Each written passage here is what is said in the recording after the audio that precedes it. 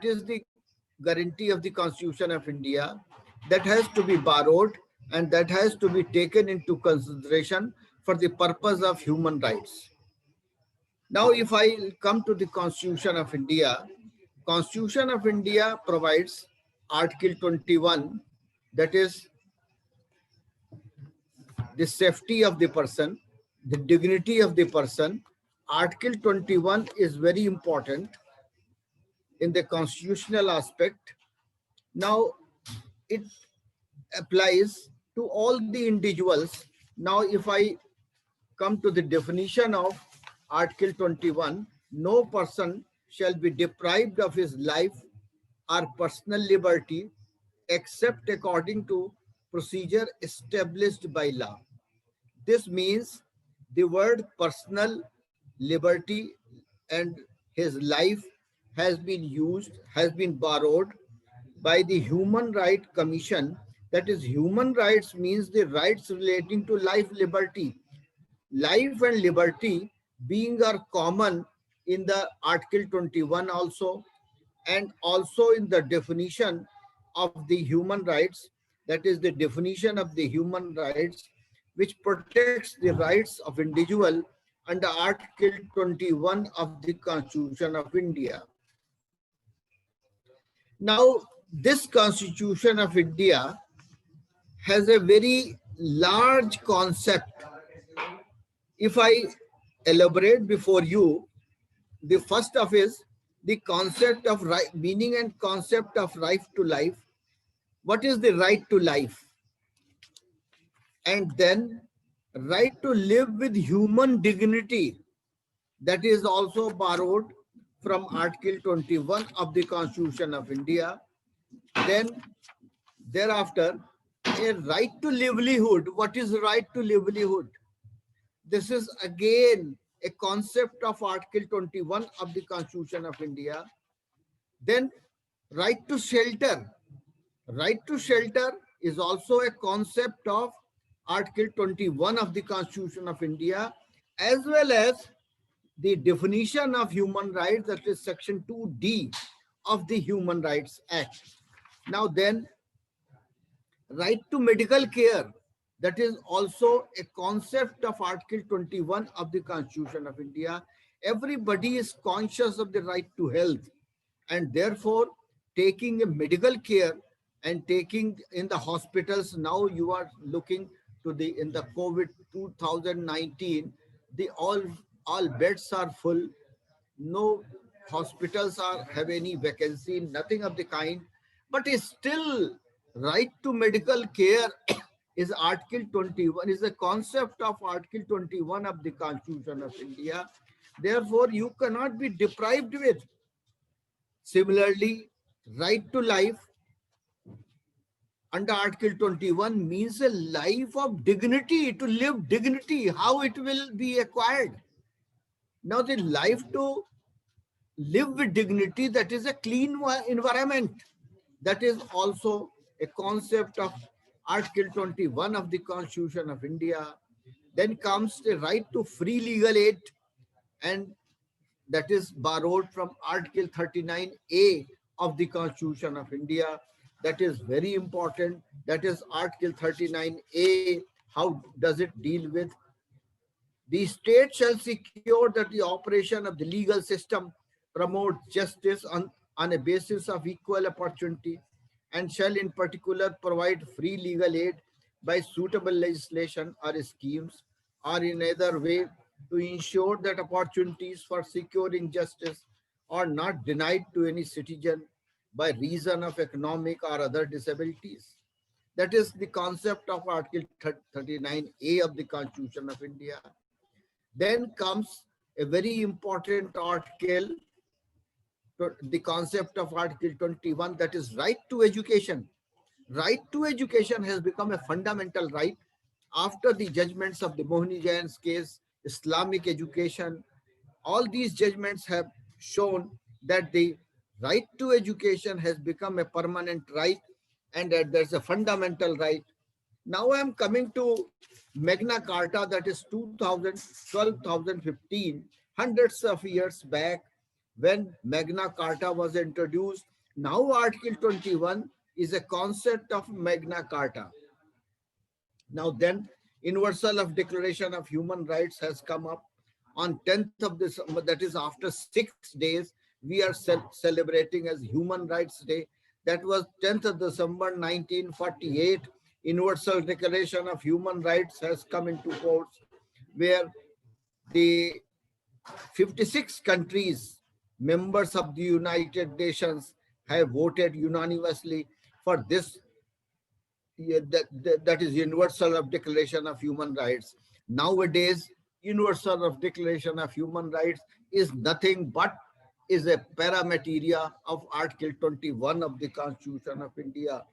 What what we get from human rights, what we get from Article 21 of the Constitution of India, that is also embodied in the Sanskrit shlok, Sarve Bhavantu Sukhina, Sarve Santu Niramaya, Sarve Bhadrani Pashyantu, Ma Kashit Dukh Bhagavate.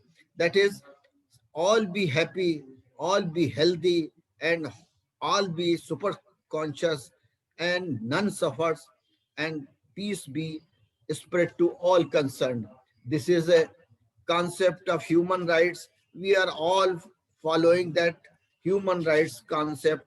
Now, coming to the few judgments where the Article 21 has been followed, I am coming to the judgment of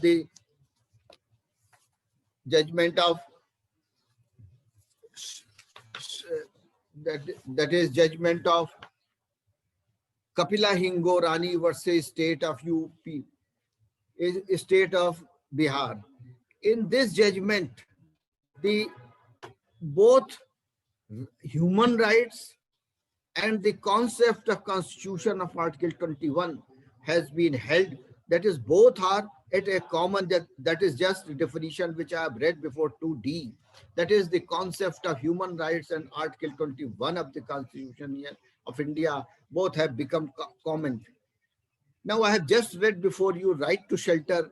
That is the one of the concept of Article 21, what has been said in the Kapila Hingorani's case. And in the Kapila Hingorani, that is 2003 Supreme Court cases, the Supreme Court has said basic needs of man have traditionally been accepted to be threefold: clothing, food, clothing, and shelter. That is, you need a food, you need a cloth, you need a shelter. The right to life is guaranteed in any civilized society that would take within its sweep the right to food, the right to clothing, the right to decent environment, and a reasonable accommodation to live in. That is reasonable accommodation. What does it connote? That is right to shelter, a decent environment, that is free from air pollution. That is also a concept of human rights and Article 21 of the Constitution of India. That is a clean environment. The Supreme Court in various judgments, that is the judgment of M.C. Mehta, that is 2006, 1997, 1988, have dealt with about what should be the clear environment, what should be the clean environment. Now, I follow also that right, a citizen's right is against noise pollution is also covered under the human environment. Human environment should be clean. That is, there should be no noise, nothing of the kind. What the Supreme Court has further said in the case of Kapila Hingorani, in any organized society, right to live as a human being is not ensured by meaning only the animal needs of man. It is secured only when he is assured of all facilities to develop himself and is freed from restrictions which inhibit his growth. All human rights are designed to achieve this object. Right to live guaranteed in any civilized society.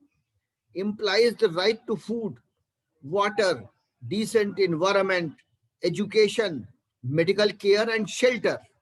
This Supreme Court has said what I have illustrated before you, that medical care, shelter, education, decent environment, food, water, all are the concept of Article 21 of the Constitution of India. The Supreme Court has further said right to shelter, when used as essential requisite to the right to live, should be deemed to have been guaranteed as a fundamental right. What is fundamental right? That is defined under Article 21 of the Constitution of India. And therefore, Article 21 plus Section 2D of the definition of protection of human rights, or both are common, and that is why your organizers have rightly chosen it, have rightly chosen as a Constitution of India read with human rights, because a human right is also incomplete if the Constitution of India Article 21 has not come into force. Now Article 21 cannot be read in isolation other than Section 2D of the Human Rights Act. Now the Supreme Court has observed the term life used in Article 21 of the Constitution of India has wide and far-reaching concept. It includes livelihood and so many other facets thereof of life, as observed in various judgments of the Supreme Court and English judgments. This is the concept of the human rights in Article 21. Now, if I come to some important judgments of the Supreme Court, where the student should know on his tips, that is right to travel, that has been illustrated in the judgment of Maneka Gandhi versus Union of India. Right to privacy, that's a fundamental right and also human rights, has been illustrated in Khadak Singh versus State of UP. Right to speedy trial has been recognized by a judgment of Common Case Registered Society versus Union of India. Right to prisoners to interview, that has been recognized in the Prabha Dutt versus Union of India. Right to fair trial, that is Police Commissioner Delhi versus Registrar Delhi High Court. Right against torture and custodial violence, that is important judgment of D.K. Basu versus State of West Bengal, 1997 Supreme Court. Right to free legal aid, that is 1996 Supreme Court. Right to primary education, I have just said Uni Krishnan's case and the T.M.A. Pai case and the Mohini Jain's case. Right to health and medical care, that is also a judgment of the Supreme Court. Union of India and the State of Punjab. Right to pollution-free environment, that is MC Mehta's case. Right to safe drinking water is also a judgment of the Supreme Court, 1999 Supreme Court, 822. Then the sexual harassment of working women, that everybody knows, Vishakha case. Nowadays, Hathras case and all that case has been developed. In any way, that's a Vishakha case has important. Then the right to quality life is also judgment of 2001 6 SCC, page 496. And the right to family pension is also a judgment of the Supreme Court. That is the judgment of the S.K. Maslan B versus General Manager South Railway. These are the judgments where the Supreme Court has made the guidelines, and these are the judgments which have not been overruled yet, and everybody is following that. And today's we are seeing that so many judgments have come of the Supreme Court. Everybody is aware about the Arnab Goswami's case, where also the right to be detained has been developed by His Lordship Honorable Mr. Chandrachud, that nobody has a right to be detained illegally, even for a single minute. That is also a judgment on Article 21 of the Constitution of India. It's a very important judgment on the subject of Article 21, as well as the violation of human rights. Now, these are the points which I have elaborated before you, and they both are common for the Article 21, that is constitutional aspect, as well as the aspect of the human rights. I'll just quote the Swami Vivekananda. Swami Vivekananda has said that one should, should always be truthful and benevolent to oneself and to the community of humankind at all times, with devotion to discharge his duties, which alone will enable generating respect of humankind, leading to a peaceful life. These are the words of human rights, concerning human rights, by Swami Vivekananda. Nowadays, we are also following the Vivekananda in the matter of human rights, as also in the matters of Article 21 of the Constitution of India. Now, I congratulate to the organizers, that is the of the uh, this this thoughtful and constitutional aspect of the matter of the symposium by webinar and by video conferencing. I am thankful to all the organizers and also to the persons who are associated with this organization. I I think that they are doing this work from a long time, but I have been given an opportunity to participate in this seminar. Now, in the end, I will just say a few words only, that the human dignity is, if the human dignity is violated, someone is tortured, their home life is thrown upon surveillance, their culture designated. Therefore, everybody comes under Article 21 of the Constitution of India. Nobody can be deprived of his uh, rights, life, and personal liberty. Therefore, all, all we are here to serve the community at large for the under the human rights as well as under constitutional law. Now, one more thing has been said by Vivekananda. All power is within you. You can do anything and everything. You can do anything and everything without even the guidance of anyone. Stand up and express the divinity within you. Thank you very much. Thank you very much.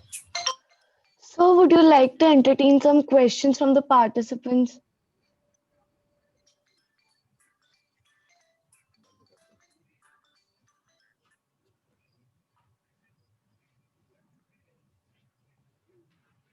So, would you like to entertain some questions from the participants?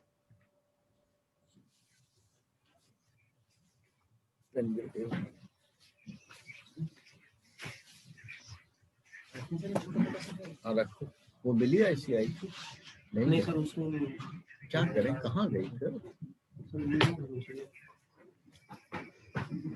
अभी बनी है, कुछ दिन पहले ही बनी है।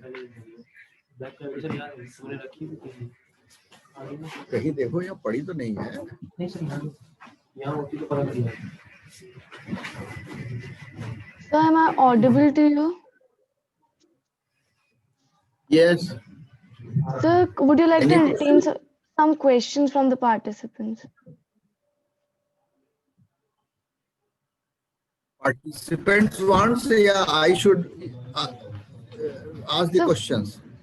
No, sir, I was asking whether would you like them to ask questions or not.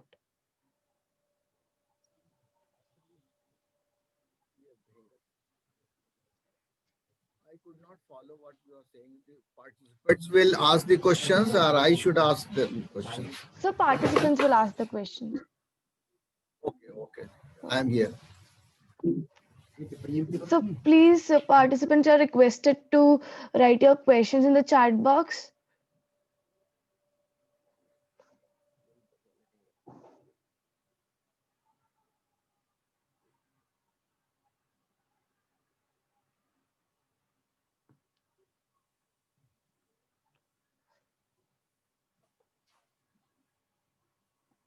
Anybody can ask any question that you have related to the topic. Please write it in the chat box. Okay. So there's one question in the chat box. Why do some groups require special human rights? And does this mean that they have more rights than others, like reservation for Dalits, SCs, and STs?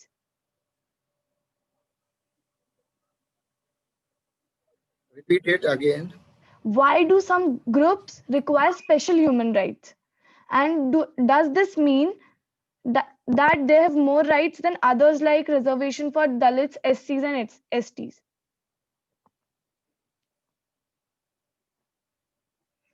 You want to say that regarding reservations? So she's asking that some Regarding groups reservations? no, sir, it's about special human rights. Why do some groups require special human rights, like the deprived?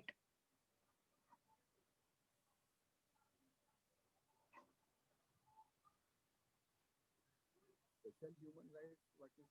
There is only one human right for all. There is no special human rights for anybody else. And she's That may be asking that. That may be a protection. You mean to say the court regarding courts? She's asking that is reservation a part of special human rights granted to Dalits, SCs, and STs? Maybe it's somebody from the Can't participants have speak asked. on that is a debatable issue. I can't say anything.